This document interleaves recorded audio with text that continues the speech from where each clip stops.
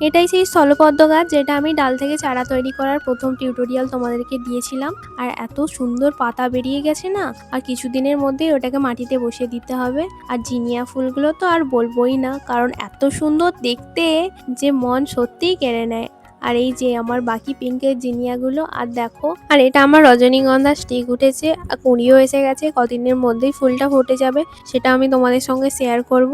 আর এইখানে আরো অনেক অনেক গাছ আছে, সেগুলোকে পরে তোমাদেরকে দেখাবো। এটা হচ্ছে কসমস, যেটা তোমরা অনেকেই চেনো, গরমের কসমস বা শীতের কসমস যাই বলো না কেন একই ব্যাপার। এটা শীতে এবং গরমে উভয় সময় ফুল দেয়। এটা দেখতে অনেকটা গাঁদা ফুল এবং গাঁদা গাছের মতোও হয়, তাই ভীষণ ভালো লাগে। আর এই ফুলের এত ব্রাইট ইয়েলো কালারটা সত্যি খুব চোখে লাগে, আর দূর থেকে খুবই সুন্দর দেখতে লাগে। সামনে থেকে যতটা সুন্দর দেখতে লাগে ক্যামেরাতে ঠিক ততটা বোঝা যায় না।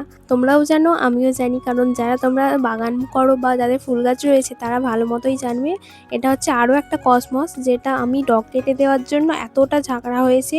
দেখা হচ্ছে পরের ভিডিওতে। তোমরা সবাই ভালো থেকো, টাটা।